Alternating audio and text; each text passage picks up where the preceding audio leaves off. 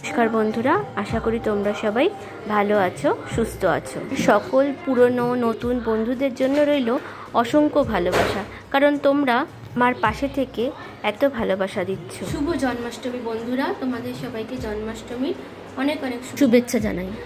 এখন বাজে বিকেল 4:30।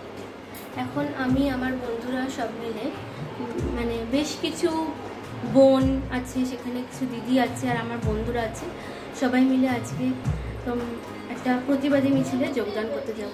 বাঙালি তরুণী ডাক্তারটি নৃশংস হত্যার চেয়ে সারা ভারতবর্ষের প্রতিবাদের ঝড় উঠে গেছে। সেই প্রতিবাদের ঝড় কিছুটা হলেও আমার মেয়ে হিসেবে আমার মনের মধ্যে উঠেছে। এর আগেও আমি জ্বরের জন্য বেরোতে পারিনি, কিন্তু এবার যেহেতু সুযোগ পেয়েছি, তাই একজন মেয়ে হিসেবে এই প্রতিবাদে সামিল হয়েছি। আমরা যারা এই মিছিলে সামিল হব তারা প্রত্যেকে একে একে এখানে জড়ো হতে শুরু করেছে।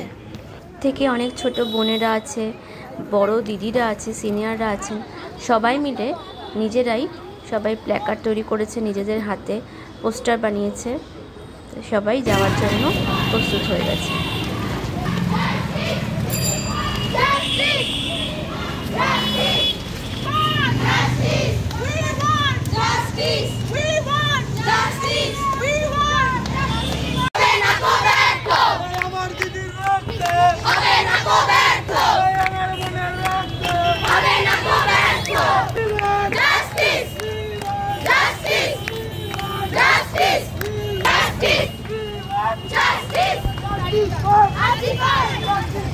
এই প্রতিবাদটা যেহেতু সবার, এখানে দাঁড়িয়ে আমরা বুঝতে পেরেছি, আমরা তো ছিলামই, কিন্তু রাস্তা থেকে বহু মানুষজন আমাদের সাথে এই প্রতিবাদের মিছিলে যোগ দিয়েছে।